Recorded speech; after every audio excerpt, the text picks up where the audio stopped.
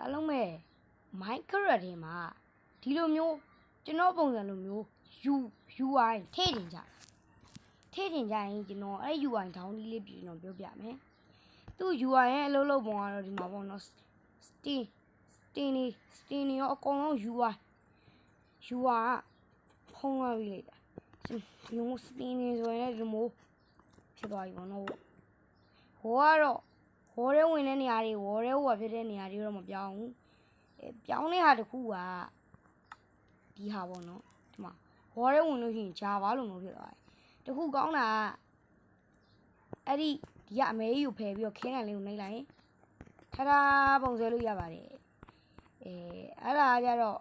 ကျွန်တော်အထင်ပြောပါတော့ကျွန်တော်အထင်တော့သူတို့ဘာလို့လဲဆိုတော့ဒါကိုဘာလို့ထည့်ရလဲဆိုရင်ဝေါ်ရဲဝင်နေတဲ့အချိန်မှာပလီယာတွေပြေးနေမှာဆိုလို့ပုံဆွဲလို့ရအောင်လုပ်ပေးရလို့တော့ကျွန်တော်ထင်ပါတယ်ဝေါ်ရဲဝင်ရင်လည်းဒီမှာ Java နဲ့တူအောင်သူတို့လုပ်ထားတာပေါ့နော်ဒီအောက်ထောင်းမှာဆိုရင်လည်းဒီအောက်ဘယ်ဘက်ထောင်းမှာဆိုရင်လည်းစာတန်းကိုလိုမျိုးပေါ်နေကြစာတန်းတွေပေါ့အောက်မှာထားပြီးရေပေါ့နော်တော်တော်လေးတော့မိုက်တယ်ဝေါ်ရဲဝင်တဲ့ပုံစံကဒီလိုလေးပါ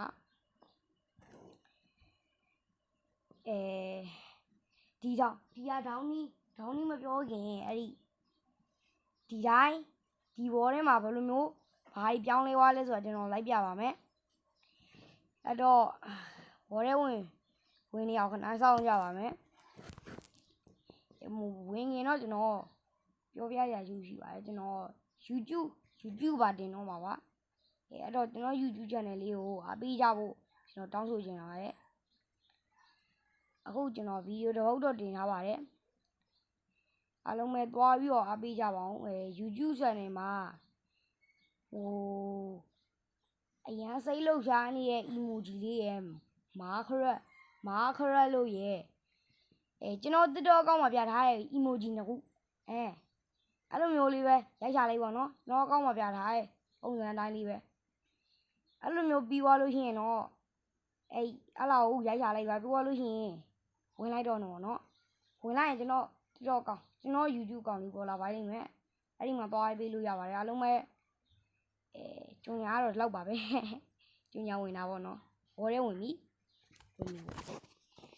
ဘောထဲမှာဘယ်လိုမျိုးပြောင်းလဲဝဲရလဲဆိုတော့ဒီမှာအပေါ်ဆုံးကိုကြည့်လိုက်ဒီလို setting တွေပါရှင်နေနေရကို comment တွေရှိရနေရဘာလေးတိုးသွားလဲလို့ဘာလေးမြပြောင်းလဲသွားလဲလို့တစ်ချက်ရှာကြည့်လိုက်ဟုတ်ပါတယ်ဒီတောင်းကပါဒီတောင်းကပုံ setting တခုတိုးသွားပါတယ်အဲ setting ထဲမှာမျက်လုံးပုံစံလေးကိုနှိပ်ပြီးတော့အပေါင်းလေးကိုနှိပ်လိုက်ရင်ကိုကြိုက်လောက်ထည့်လို့ရအနှုတ်ကိုနှိပ်ရင်ကြတိုးတာပြီးတော့ဒီ chat ကကြတော့ကျွန်တော်ရဲ့ညာဘက်ထောက်မှာကျွန်တော်ဟိုဟာထဲမှာပစ္စည်းဘယ်လောက်ရှိလဲဆိုတာပြတာဒီကပလီယာ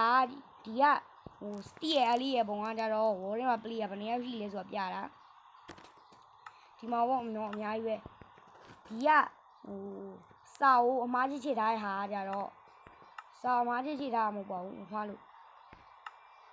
ဒီကUT ဆိုတဲ့ဟာကြတော့ဒီမို့ပုံလေးပါရရင်သုံးဝင်ပါတဲ့ဒီကပလေယာလေးပါလေးရကြတော့ဒီမို့တောင်းပါစာတွေကိုကြည့်ရဟာတွေပေါ့နော်ဒီက combat ကဘာလုပ်တယ်လို့ကျွန်တော်လည်းမပြောတော့ဘူးဒီကခလုတ်ညာခလုတ်လေးရကြတော့ဒီထောက်ငါးမှာ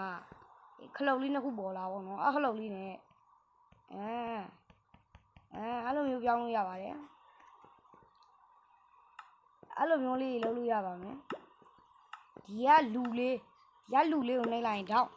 ကိုယ့်ရဲ့အပေါ်ဆုံးဖဲတောင်းမှရှိရဲ့လူလေးကကြောက်လိုက်ပေါ်လိုက်ဖြစ်ပါတယ်အဲ့လိုမျိုးလေးပါဆိုတော့အဲ့လိုမျိုးလေးပြောင်းလဲသွားပါတယ် setting ထဲမှာဆိုရင်လည်းဒီလိုမျိုးပါထွက်လို့ရှိရင်ဒီလိုမျိုးနှစ်ခုထွက်ပြီးမှာပေါ့နော်အောက်ဆုံးအောင်ကိုနှိပ်လိုက်ရင်ထွက်ပါပြီအနီကိုနှိပ်ရင်လည်းထွက်ပါတယ်အနီကိုနှိပ်ရင်ထွက်တာလားကိုနှိပ်ရင်ထွက်တာလားကျွန်တော်မသိတော့ဘူးအနီကိုနှိပ်ရင်ထွက်တာတယ်နဲ့အဲ့လိုမျိုးလေးပေါ့နော် ကဲအဲ့တော့လိုချင်နေကြပြီလို့ကျွန်တော်ထင်ပါတယ်အဲ့ဒါဆိုရင်ကျွန်တော်ထောင်းပြပါမယ်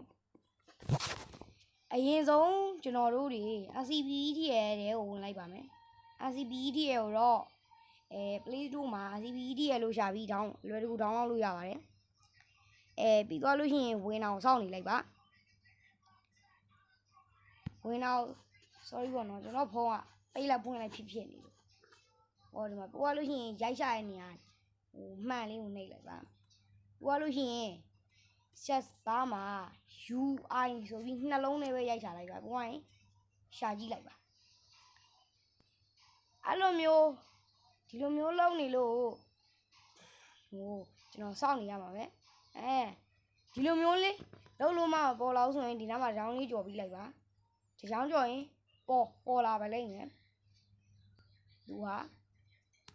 အဲ့လိုမျိုးမပေါ်လာလို့ရှိရင်တော့ဒီရောင်းကြော်ကြီးပေါ့နော်ခဏလေးပေါ့နော်ပြမယ်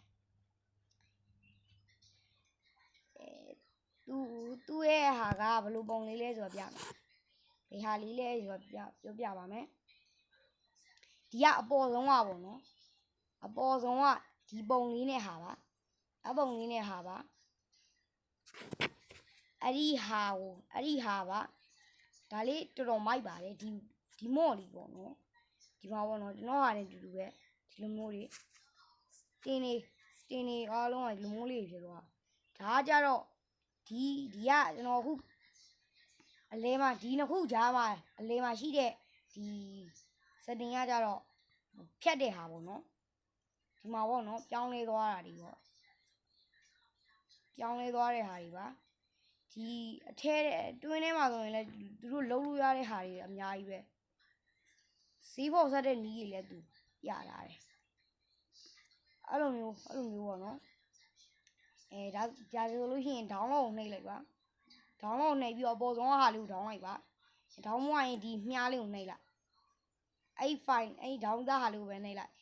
နှိပ်ပြီးွားရင်ကိုထဲမဲ့ Minecraft ထဲကိုနှိပ်လိုက်ပါ Minecraft ထဲကိုနှိပ်လိုက်ပါကို down မဲ့ Minecraft ထဲ